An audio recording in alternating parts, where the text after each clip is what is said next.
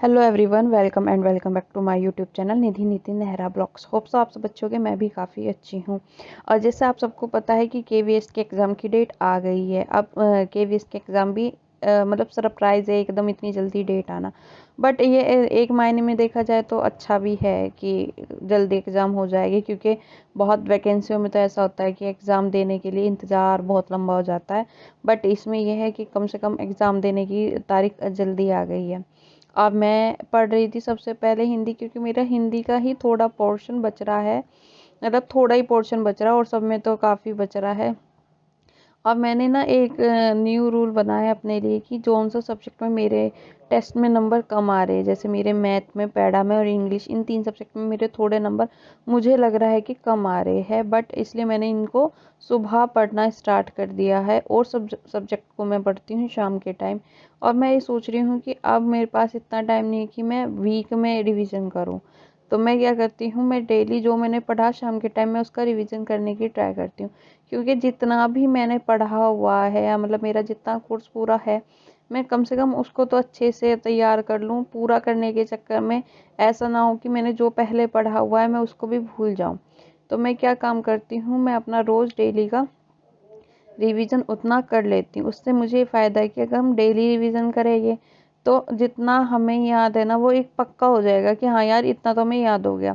बचा कि हमारा कोर्स कब कंप्लीट होगा। कोर्स देखो, जल्दीबाजी में ना कोई भी गलत डिसीजन लेने का कोई फ़ायदा नहीं है।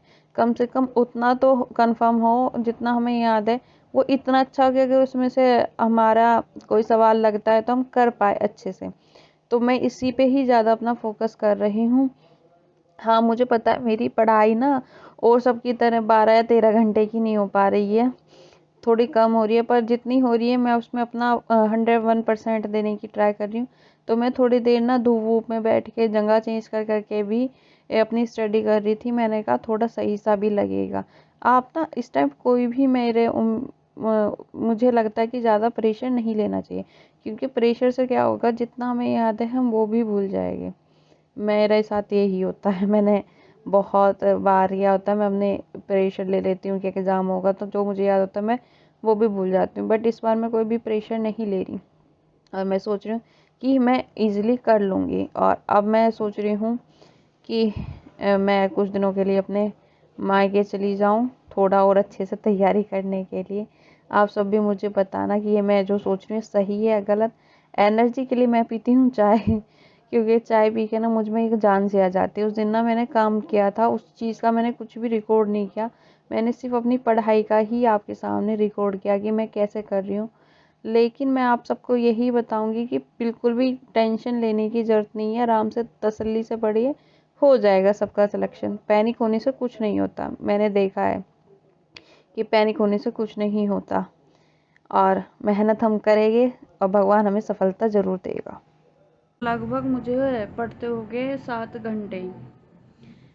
मुझे ये लग रहा था कि आज मैं थोड़ा और ज़्यादा पढ़ लूँगी, बट ये हो नहीं पाया, क्योंकि बीच बीच में थोड़ा बहुत काम वाम के लिए भी उठना पड़ता है, और वैसे भी नहीं, मतलब नॉर्मल उठना ही पड़ता है। तो इस वजह से मेरी आज स्टडी इतनी हुई है। लेकिन मैं सोच रही हूँ कि मैं आज रात को, क्योंकि नेहरा जी गए हैं नाइट ड्यूटी, तो अगर मुझे अब टाइम मिला रात को तो मैं थोड़ी सी स्टडी अपनी रात को करूँगी।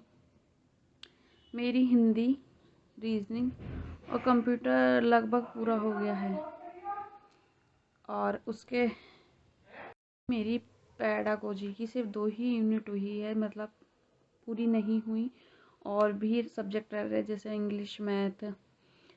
तो उसके लिए मैं सोच रही हूँ कि मैं थोड़ी सी अब रात में स्टडी करूँगी। और अगर आपको मेरा ब्लॉग अच्छा लगा तो प्लीज़ इसे लाइक करो, सब्सक्राइब करो, कमेंट करो। Thank you.